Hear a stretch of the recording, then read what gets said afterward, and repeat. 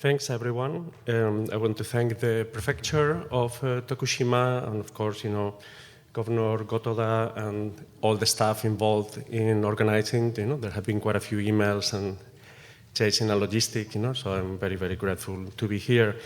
As you may have guessed from my name, I'm actually originally from Spain, although I've been living in the United Kingdom for over 20 years. And I feel that I'm very interested in the Shikoku pilgrimage because I actually lived in the city of Santiago, where there is a very similar pilgrimage as well. So I was hoping hope that next time I can do at least a few of the stages before the forum. So, and also I just want to introduce a bit more about myself. I am the Senior Advisor to Consumers International for Digital Rights. Consumers International is the global association or umbrella group of all the consumer groups around the world. We have over 200 members in more than 100 countries. I think that if you're not, we have several Japanese members, but it's almost certain that at least there will be one member in the country where you come from. Definitely we have members in Malaysia, Philippines, and many other countries. And in my role in the organization is to be the in-house main support and advice on digital policy. I'm also helping strengthen and develop the digital team. So my experience, I am coming into the consumer space from the digital rather than the other way around. And so I think that I will give a general overview of internet developments and policy. Many of the issues that I will cover will also be covered by the esteemed panelists later on. I had a look at their presentations, which were available online. I think they were very good, and I think there will be quite a lot of overlap. So I apologize in advance if you find that some of the topics are repeated more than once here, but I will be very, very general. I'm not going to go into as much detail as they will later on.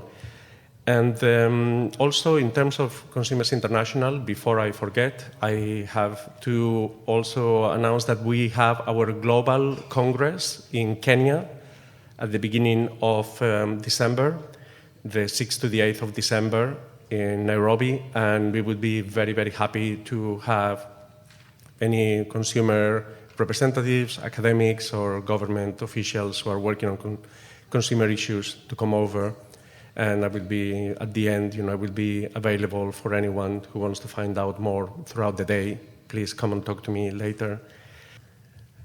So I'm going to start just with a little time route. So we had, some of you, not all of you, some of us may remember in the 1990s, there was the large explosion of the internet from an academic niche to general population usage, and particularly not just the internet, but the World Wide Web. And some of you will remember the browser Netscape, which was one of the tools that popularized before even Internet Explorer became that popular. And at the time, the internet promised to connect humanity across borders and enable the information and knowledge flows that will change the world. And in a way, that has happened. I mean, the world has changed quite a lot, at the time.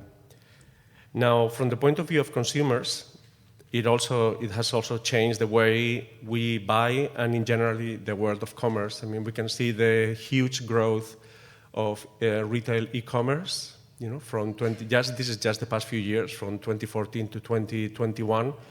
There is no reason to think that is going to necessarily stop, although at some point, obviously, it will reach the totality of commerce, and there quite likely, or at least anything that is not very locally produced. So this involves also a change in the type of things that we consume, which is not just goods, but increasingly we spend a lot of money on services, and services that are produced digitally. So many people now spend a lot of their money buying from Netflix films to digital stickers to put on their messaging service, or as I tell my children, I'm always fighting against them because they want to put money on games, and I think that is just quite a crazy thing to do, to spend money on something that is just completely, too virtual, but that is the tendency, So things that are more and more digital. And of course, the growth of the internet commerce has created many jurisdictional issues, which will be discussed later on. As money crosses borders and goods and information, we have seen over the past 25 years, 30 years, a huge mushrooming of new conflicts of jurisdictions, and what happens when the data is here and the consumer is there, what happens when the problem happens in one country and the company is based in another. And I think some of those things are basically the day-to-day, of the modern consumer protection in many ways. Mm-hmm. And then, of course, the internet is not just about consumers. The internet has been was seen for the first 15 years at least, almost 2 billion people got online.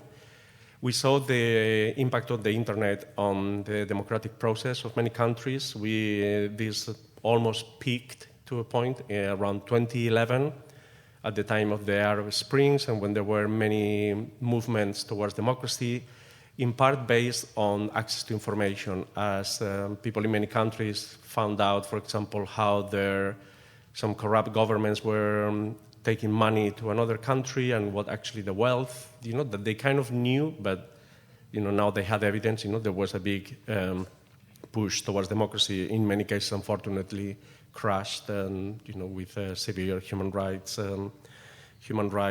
impacts for those. Then, unfortunately, it seems that at around that time, things seemed to peak, like the positive view of the internet seemed to reach its summit. Then I think we enter, a little bit of a slightly darker turn for the internet, from around. And I think one of the turning points for people working on digital policy were the Snowden leaks. I don't know, some of you may know or not know, were the leaks by Edward Snowden, who was a national security employee of the United States National Security Agency, who showed that the US and their allies, particularly the UK, Australia, and other countries, were carrying out mass surveillance wholesale over a lot of internet traffic, literally copying, like data was coming in some cables, undersea cables, making a whole copy and analyzing all of that, which was part of the world after 9/11 and the growth of the security state, the concern about terrorism, and the idea that governments need to be very vigilant, which in many cases, of course, there's a very good justification.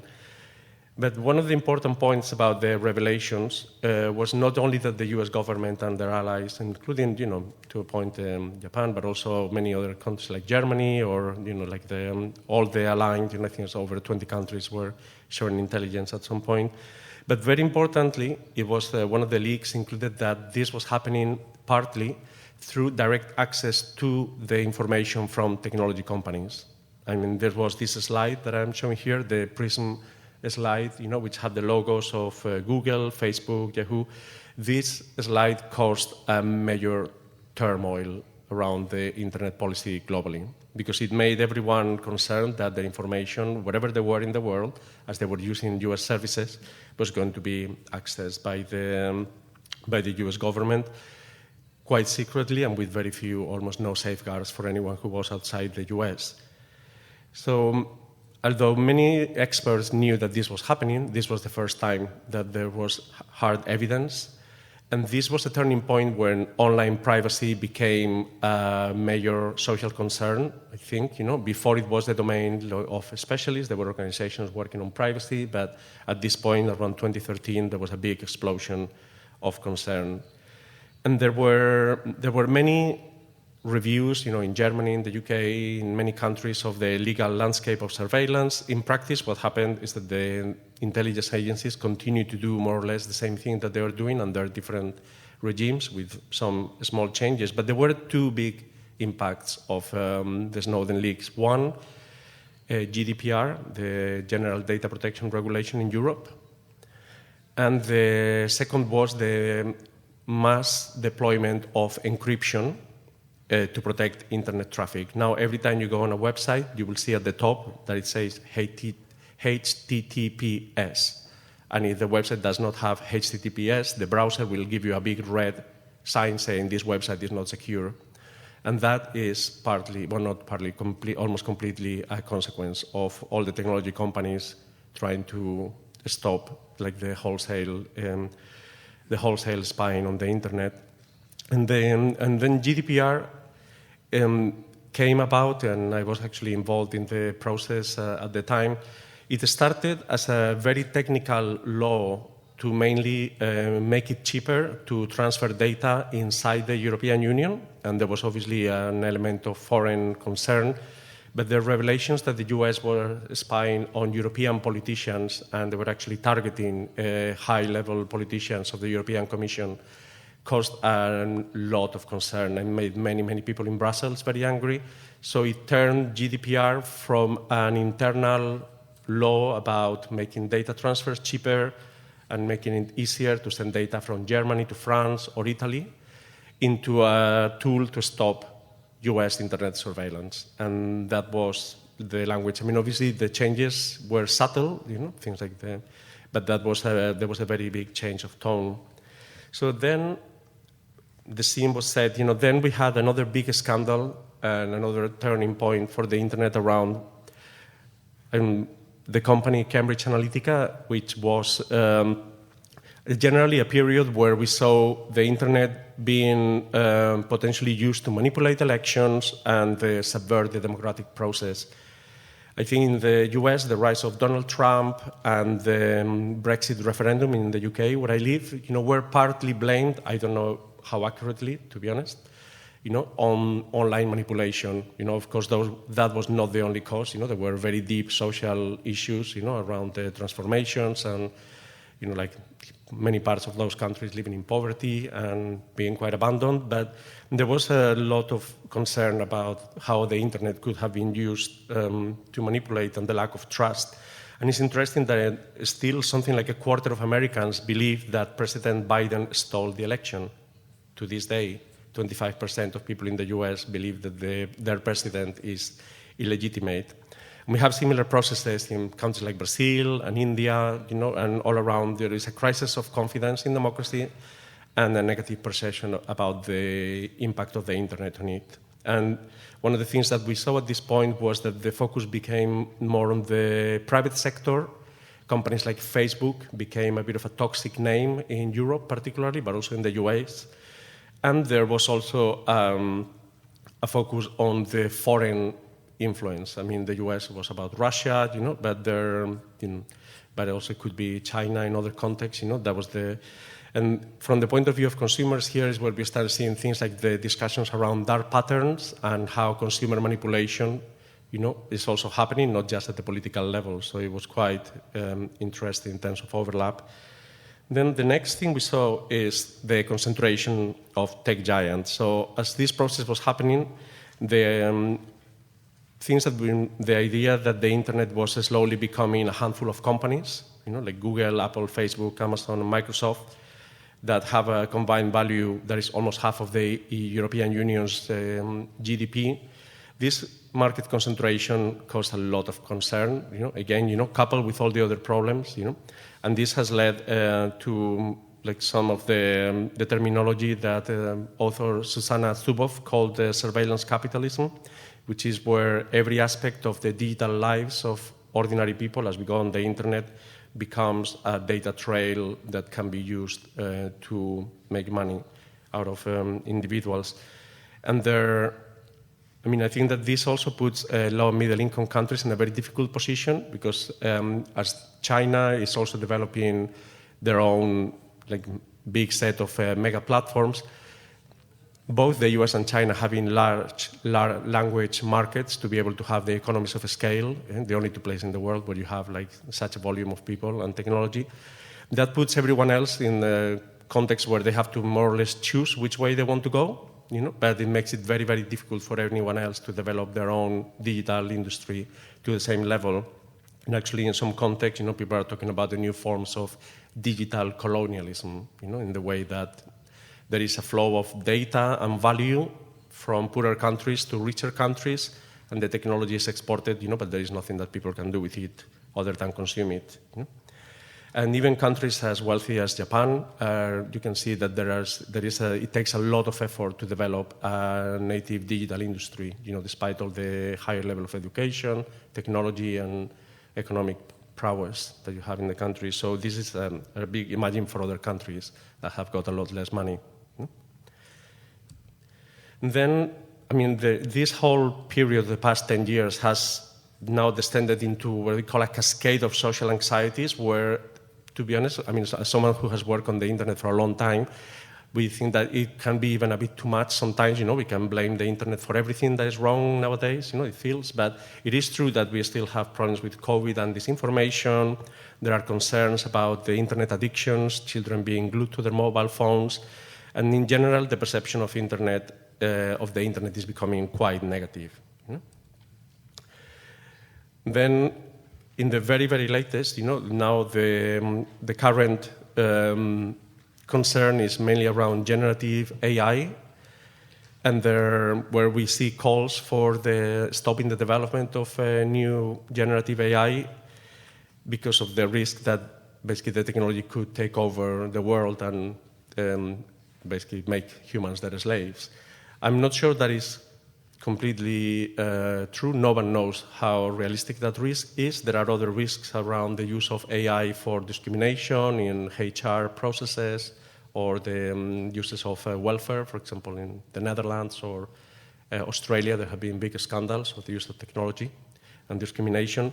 But what we also know is that stopping AI may be quite difficult.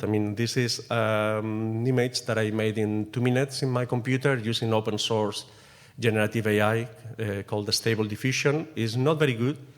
As you can see, that is not, that Japanese consumer is not like a great quality.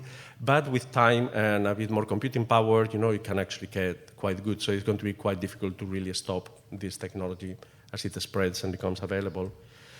So in this new context, what are the challenges for consumers? And I think that, again, a lot of this will be discussed later on.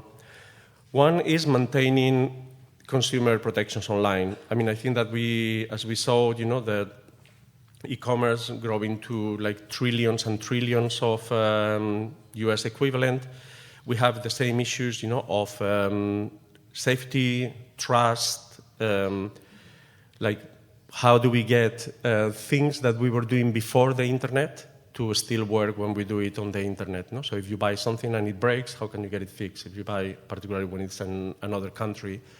The UNCTAD is the main international forum where these things get discussed, and here we have the consumer principles from the UN, which apply to the internet very clearly, and there is one specifically around e-commerce rights. And here we have proposals for how to improve, for how this should happen around, for example, like using of standards or the sharing more data, between different jurisdictions. But then we have a second set of issues, which is more like new risks created by digital technologies. And these are things that didn't happen before. And they're mainly based around data collection and the fact that, data can be used for discrimination or unfair prices. This is a chart from a study that Consumers International did together with several partners, where we found that the dating application Tinder, in fact, was giving completely disparate prices depending on the age or gender of the person who signed up. And this happened also in different countries. And here, the important thing is that privacy is a concern, and we've seen privacy as the protection of certain confidential information, like, do you have cancer? Do you have, are you not heterosexual? Something that is like high value, very important, very personal. But what we are seeing is a shift of privacy as the use of any information, however trivial it may be, to infer something about a person in order to be able to manipulate that person, either to buy something, and it can be, or potentially to change an election. I think that this understanding makes it quite difficult to understand, because a lot of our previous ideas of privacy and consumer protection were based on only very important information. The US talks about personal information. Now what we are finding is that almost everything is personal. And although privacy is difficult to measure, we see definitely that there is a lot of concern around privacy and e-commerce. And here we see that the data protection and e-commerce come up as some of the main concerns nowadays. So, of course, these problems get compounded by some of the things that we saw before. Platforms, the larger platforms, they are able to track you across many different web services and domains and apps, so they are able to build a richer picture of your life. So there is this perpetuating cycle where larger volume begets more data begets more power, and so on. And then, of course, what we are having now is like a blurring of consumer rights and what's called digital rights. As we move our life online, not just to buy or, like everything we do is on the internet, there is a limit. There are no clear lines between what is a consumer issue, what is a labor issue, what is a human right, and what is a political or a social right. And I think that this is something that makes very complicated, sometimes to discuss what is consumer digital policy. But also, in a way, it creates a bit of an opportunity because consumer organizations are able to intervene in many contexts where, for example, human rights organizations are constrained, and also are able to intervene in the very important nexus between human rights and economic rights. And this is a unique niche for consumer organizations that at the moment we believe that is underutilized in many contexts, and we think that it would be quite important. But at this point, we see that in many countries, when the governments decide to cut the internet, like for example in India, there have been several internet shutdowns, and it's not just that the communications are cut, but actually people cannot work because their work depends on getting a message telling them whether there is work today. They cannot be paid because their banking is made online. So it really stops all life. And actually there is an example now in Gaza, in Palestine, where in the past few days the internet has been shut down and the whole society has completely collapsed at every level. Even the UN could not deliver humanitarian aid because of the lack of internet to contact and communicate with people on the ground. So now those are the main policy issues. And now in terms of policy developments, and again, this is something that will be even more discussed by the panelists, who in the next section, like the particular policy developments, but I'm just going to give a very top-level overview of what we are seeing. The first thing that I see is a lot of contradiction and confusion.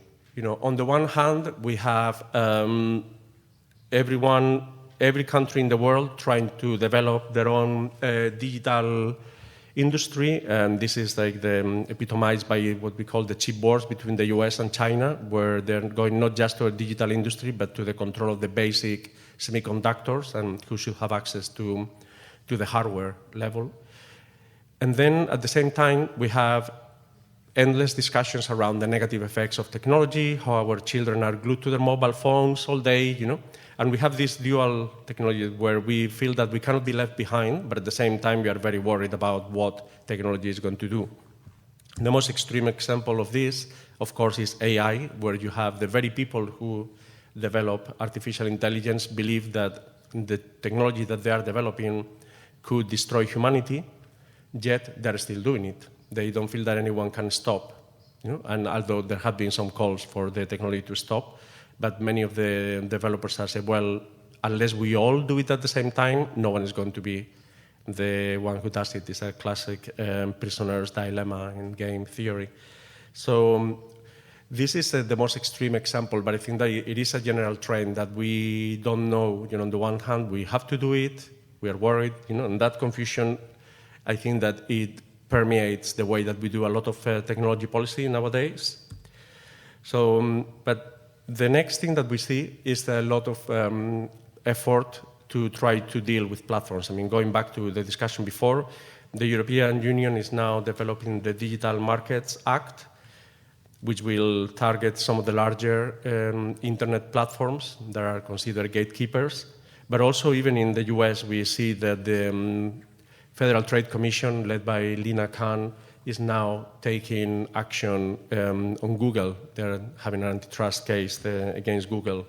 So this is one big development which we think will reach and will have severe implications potentially.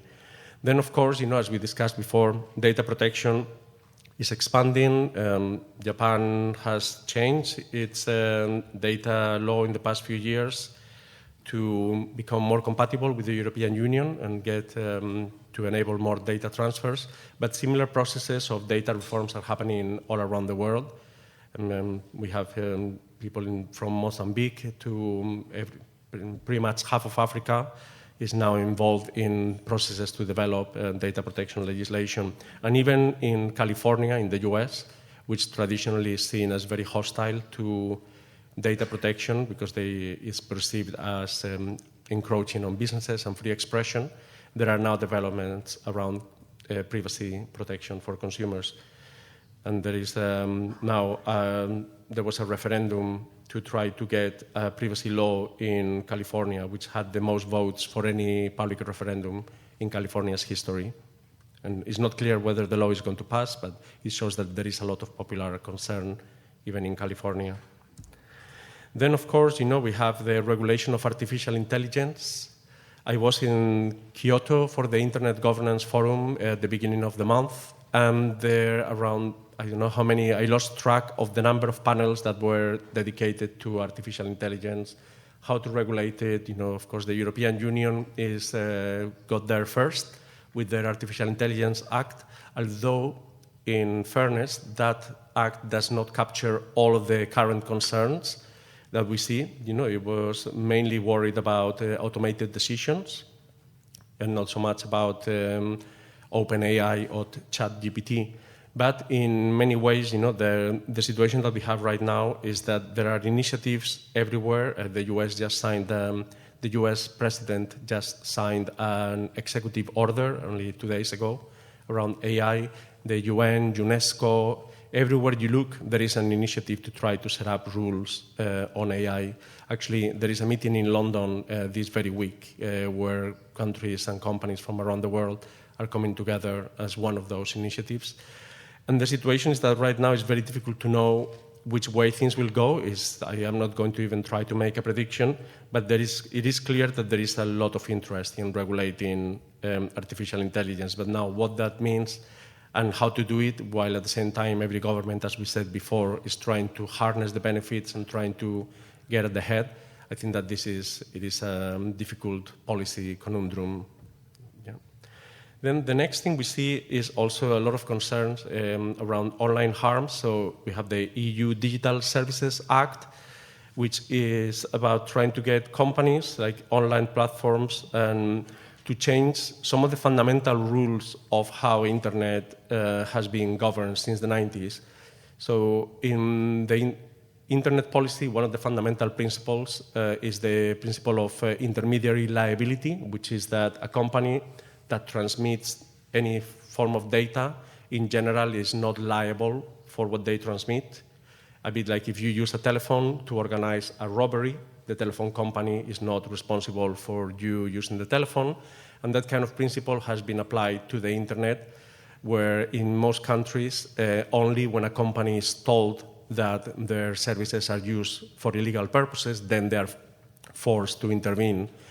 In the past few years, that principle has been stretched by companies like, for example, YouTube, promoting certain videos and saying, well, we are only a video platform, but then when you look at actually how they curate and prioritize the videos that you see, it becomes very difficult to see whether they are a pure intermediary that has nothing to say or whether they're actually more like an editorial body.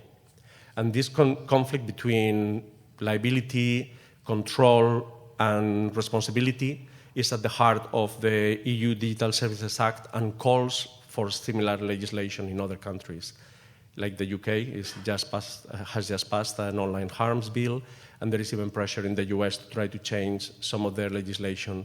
Because, for example, in the US, this law, liability is being used by companies that distribute 3D prints for guns, for firearms on the internet, which say that it's not the responsibility, they're just putting those models And if people print a 3D gun and go and kill someone later, it's not their responsibility. And that is one of the examples where the current law on liability is being stretched. And that, of course, is a big theme for commerce and e-commerce. It's like so then the next point is around the encryption and exploitation. So you remember when we said that after the Snowden leaks, there had been a big drive towards encryption, and every website now has the HTTPS in front of it. Well, in some cases, this has gone even further. So you have apps like WhatsApp or Signal, which have created a strong encryption. That means that only the information from your device, from your mobile phone to someone else's mobile phone can be seen, and anything in between is secret, including protected from the company itself. So WhatsApp cannot see your messages. And in a way, this was designed precisely to stop the PRISM problem, which was that the US government was going to US companies and say, show me, you give me the data, and now they can say, well, actually, I don't have that data. But of course, that has now created other problems, which is that when there is some information that actually maybe should be obtained, it becomes very difficult. And there is a huge conflict right now, which we have an example. This is Commissioner Ylva Johansson from the European Commission, who is leading an effort in Brussels to try to stop strong encryption, particularly with the issue of child sexual exploitation. Now, the problem we have with this is that it's very difficult, but it is impossible to just take out encryption for one issue that we think is very, very important. Once that you take it out, it can be taken out for any other issues.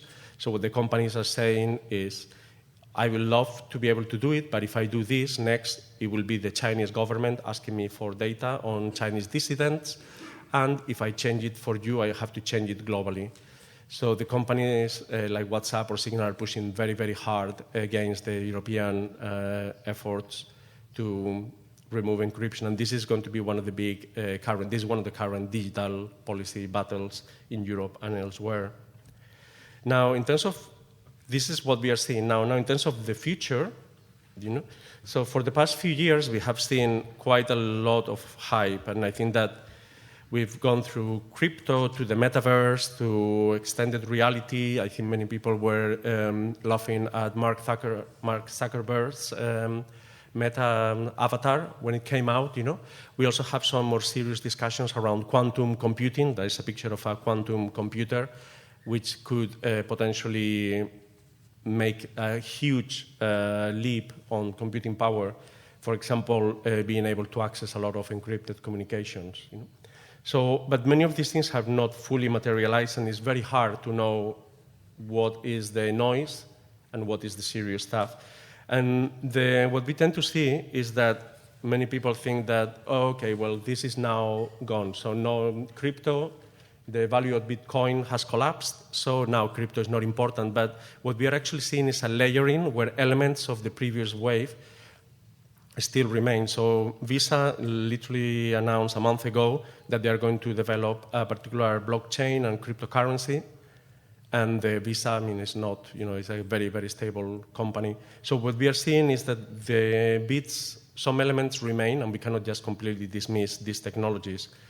For example, one example I like to look at is the extended reality glasses, where Google Glass, around almost 10 years ago, they launched the one that Prince Charles of the UK, or now King Charles now, is wearing, and it was a complete flop. Because for many reasons, people thought that it was ugly, but also privacy concerns.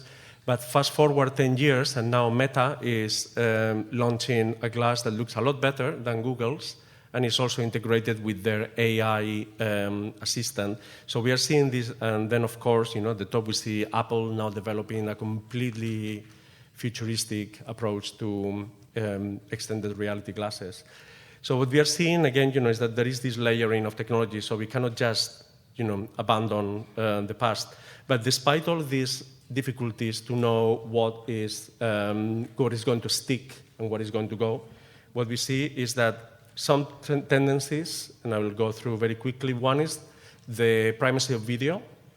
I mean, there is definitely a trend to use more video more video means more resources, more computing power, but also, potentially, if you are recording videos, there is a lot of data and potentially looking at your emotion analysis, how you're feeling, that can be used for consumer influence, at least I wouldn't say manipulation. Then we also see drive towards games infrastructure. I know that the idea of the metaverse may be gone for now, but there is definitely an expansion of more immersive technologies, and many young children spend their COVID lockdown glued to gaming platforms. I mean, my younger kids were in a platform called Roblox, as were many, and that was used mainly by 10-year-olds. And I'm not sure if it was the case in Japan, but around Europe and the US. So these are very, very young children that they are completely native on their social interaction with their friends is in this kind of gaming spaces. And now, of course, many companies like Gucci, they are now trying to set up shops in virtual spaces, But again, it's not clear how far it's going to go yet, or how fast, but it is happening.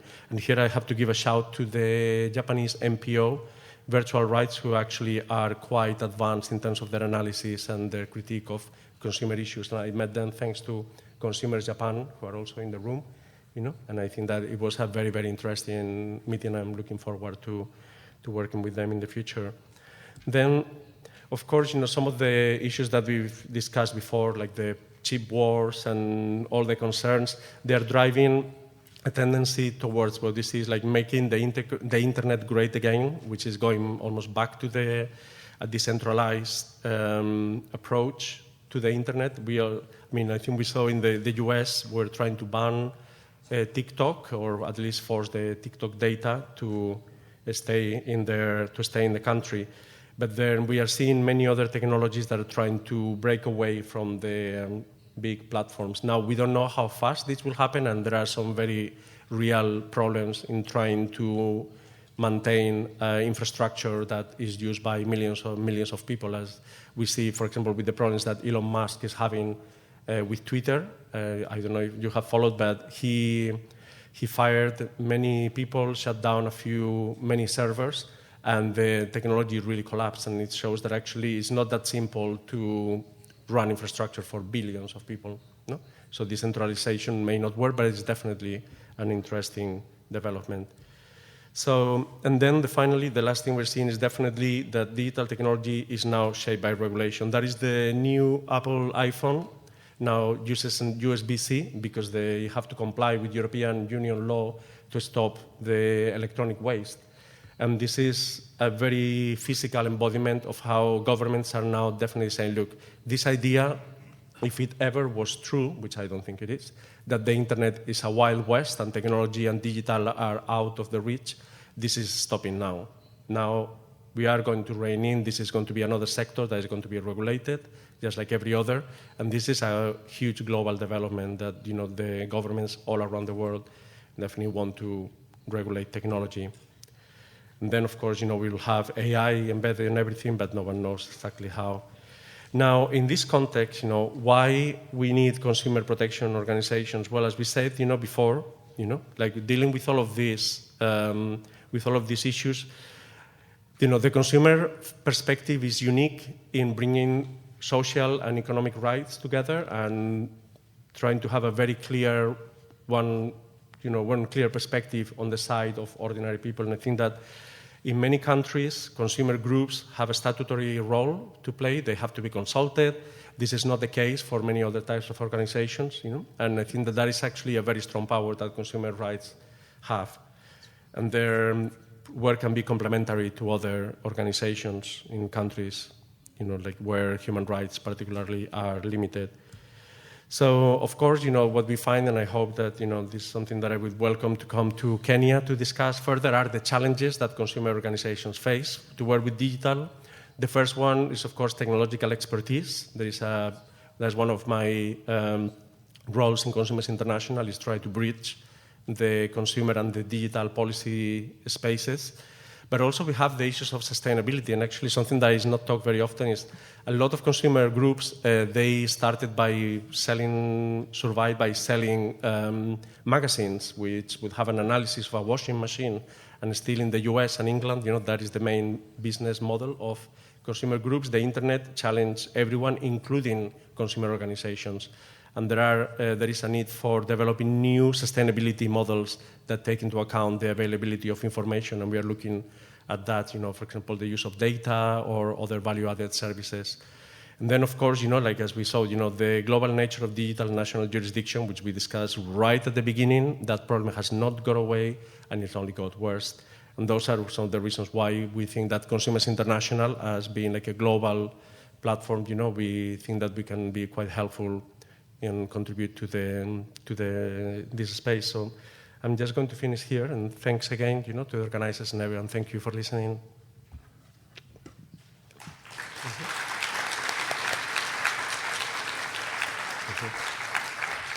ハビエル・ルイズ・ディアズ様、ありがとうございました。それではこれより質疑応答へと移らせていただきます。ご質問のある方は挙手をお願いいたします。なお、ご発言の際はマイクをお持ちいたします。それでは、挙手をお願いいたします。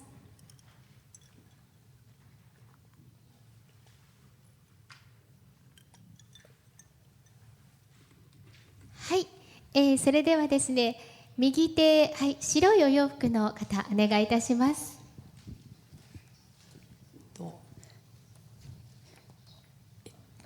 ありがとうございました。デジタル社会において消費者がちょっといろんな危険にさらされているということが大変よく分かりました。知らず知らずのうちにいろんな情報が搾取されていたりするというようなことがあって、プライバシーを守るということが必要なんだなということが分かったんですが、私たちがこのようないろんな危険に直面する中で消費者としてどのようなことに一番注意したらいいのかということと、国際消費者機構さんの活動についても最後いろいろお話しいただきましたが、特に消費者をこのようなデジタルの危険から守るためにどのようなことに力を入れているかについて教えていただきたいと思います。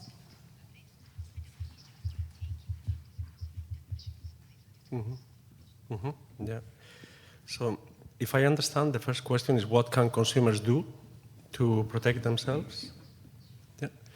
And I think that here, in terms of what individual consumers can do, we have a bit of we are always facing a bit of a dilemma, which is that we want to change consumer behavior, and that is part of the modern consumer agenda, which is trying to get consumers to, for example, buy more responsibly, or, as we were saying before, not just buy and throw away the plastic everywhere, and things.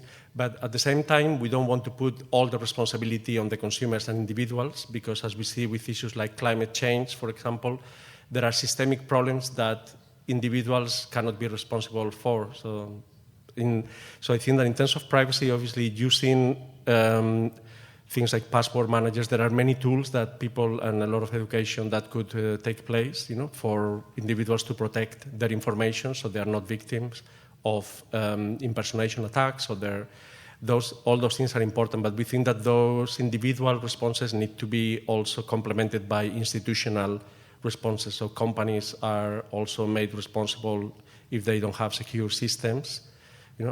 Just to give you an anecdote, when I was staying in Kyoto, I got a message from my hotel inside the Booking.com platform saying that if I didn't pay some money, my room would not be ready.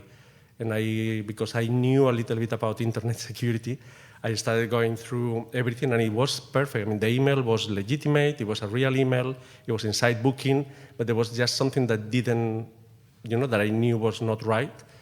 And I contacted the platform, they said, yeah, this is a fake message. But it was completely inside their messaging system. So there was no way that a normal consumer would have known that that was a false message. At that point, Booking really needed to take action because they were using their systems. It goes back to the discussions we had on liability before about the role of platforms, to protect consumers. So I think that those are I think we need to balance the tools for individuals and give people as much power as they can by using Signal, messaging, or password managers, but also try to make sure that organizations take measures. Now, in terms of the second question, what Consumers International does, in a way, the truth is that we don't do a lot because we work mainly through our members. So I think that we'll have to give out, again, we have Consumers Japan here, but also we have organizations in every country, and I have to say that they are the ones that do the real work. In a way, we are the kind of coordinating body, and we are a bit like the providing some guidance and advice and coordination. The things that we do at the global level is mainly to engage in global policy spaces. So I think that the way I describe it is that sometimes, our work is throwing a stone in a pond, and the waves will reach and have an effect in the shore very far away. So sometimes it's difficult to see what the effect of our work is, because we go, for example, to the OECD in Paris, and we work on dark patterns. We are in an expert group on dark patterns. Policy at the OECD will then become guidance, which will then become accepted by a government, which will then become law. And by the time that the individual consumer sees the effect of our work, it may have been 5 years down the line, and no one knows that we were part of the process. So it is a bit difficult, and it's a bit backroom work, or not very public in some cases, but we tend to work at the very, very general top level. So engaging at the UN, and now what we are very interested, and one reason why we are very happy to be in Japan, is we are trying to work particularly on international agreements around data protection and data governance, where the Asia-Pacific region is right at the front. There are trade agreements like CPTPP, the Comprehensive Trade Partnership, or individual agreements between Japan and the European Union, and the cross-border privacy rules, which are becoming global, which were an APEC process. So we are trying to engage in those spaces to try to ensure that consumer protections are enshrined, and we will be very keen to work with any of you. I mean, we're already working with Consumers Japan, but we'll be very keen to work with anyone in the region on these particular initiatives. ありがとうございました。他にご質問ある方いらっしゃいましたら挙手をお願いいたします。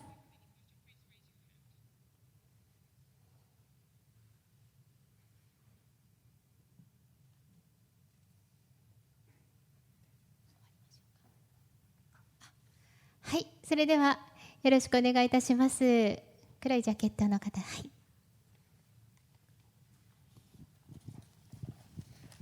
Hello, thank you so much for your wonderful and very fruitful presentation. And I saw your presentation mention a lot about the Digital Service Act from the European Union. And I believe that in some jurisdictions still don't have the similar law like this. So could you please show us the strength of having this act? And is it going to be in providing the better consumer protection or not? Mm-hmm. Thank you. Yeah. So the European Union is creating an architecture of different bits of law to deal with what they consider large internet platforms. There is, of course, general data protection. Like data protection is one of the pillars. Then there are two big pillars. One is around what they call Digital Markets Act, which is around competition. And that affects companies that are seen as systemic. And it's in a way similar to some of the financial regulation, in the sense that you are targeting companies that will be so big that they could affect the whole of society. And they have to, and there is mainly about ensuring, for example, that they don't take over the market, or they don't have too much power. Then we have the Digital Services Act, which is about a larger group of companies. I mean, I think the Digital Markets Act is something like 10 companies maximum. I can't remember the exact number. But the Digital Services Act is around regulating how companies deal with information and their users. And here we will see, I mean, we should see a lot of improvements for consumers. For example, in the transparency, there are also improvements on some of the processes that companies have to take to deal with complaints and the responsibility they have to take, for example, for false information, if they are providing false information. So although not everything in the Act is directly specific about consumers, there is a huge, many of these issues that were put there to protect society as a whole from disinformation, from manipulation, and they affect, they are used by consumers, and they apply to the consumer space. So we think that it could be quite good. Now, some of the issues with the Digital Services Act, not so much in Europe, but in other countries, that the concern we have is that, not we, I mean the wider we, as people looking at internet policy, is that there is a potential for abuse and of any regulation that will restrict access to information. And that is something that has to be accepted. And we need to understand that every time that we stop something bad happening, you could also be stopping something good. And that the implementation and the mechanisms for controlling what companies and introducing filtering of information, they need to be very careful. And we see in countries, I have worked with independently, I have given advice to organizations in Bangladesh and Zimbabwe, in two countries where the regulation of internet abuse has been used to stop, for example, people criticizing politicians that they didn't like, and they were saying that that was fake news.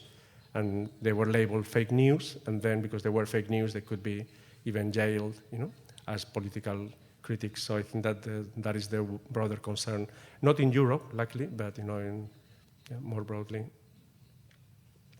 ありがとうございます。ご質問ありがとうございました。それではお時間の都合もございますので、この辺でご質問を終了とさせていただきます。ハビエル・ルイズ・ディアズ様、素晴らしい基調講演をいただきました。もう一度盛大な拍手をお願いいたします。